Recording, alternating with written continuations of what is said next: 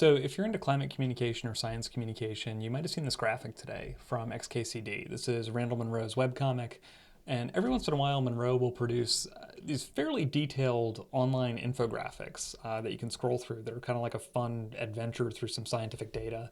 And I'm really passionate about climate communication. I really enjoyed this one. So this is a journey through geologic time, and it's going to end in the modern day. We start at 20,000 BC, and we're looking at the Earth's temperature compared to the 1961 to 1990 average. And this is going to play into the data later.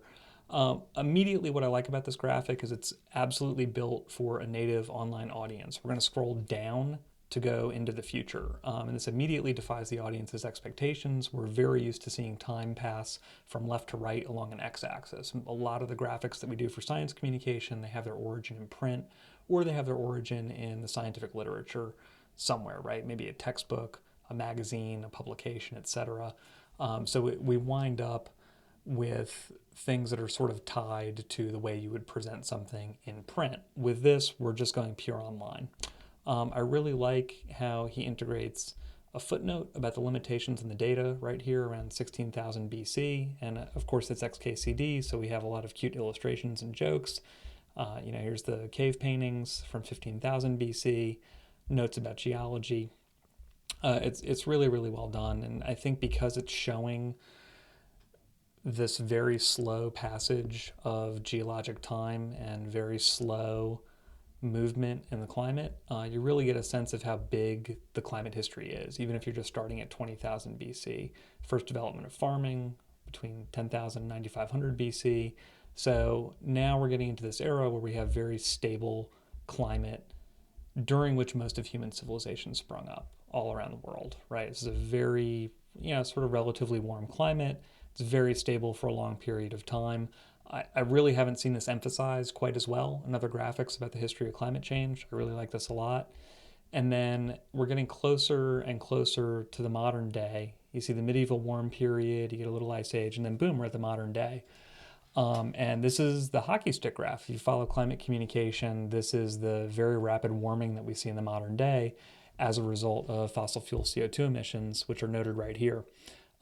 So because this change at the end is so dramatic, and because this change at the end comes after you scrolled so long, it really emphasizes what a departure this modern climate change, this industrial-driven climate change, is from natural climate change. It's done in a really effective way. I think this is such a great tool.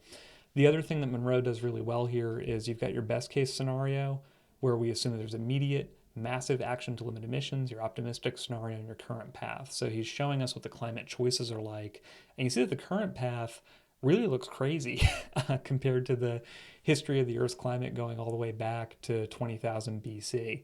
So I think it's a really effective piece of communication. It reminded me a little bit of if the moon were 1 pixel. I'll go back to the moon here.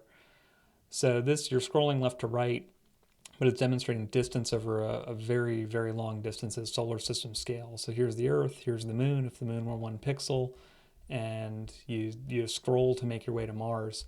And this is worth checking out if you haven't seen it before. It's just another really good example of how you can use kind of the limitless paper that we have online to demonstrate really big things to your audience. And there's Mars. All right, cool. And then you can fast forward to Jupiter and some of the other planets. And it takes you a really long time to get to those. It does a really good job showing just how big those distances are, just like Munroe did a really good job showing just how much of a departure we're talking about from what we consider a normal climate, a climate during which most of our civilization flourished and during which most of our infrastructure has been built, how much of a departure some of that future climate change could be depending on the climate choices we make today.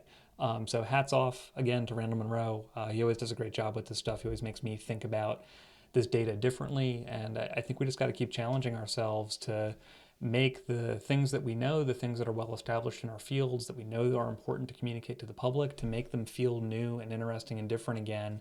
And Munroe just hit it out of the park with this one. So great job.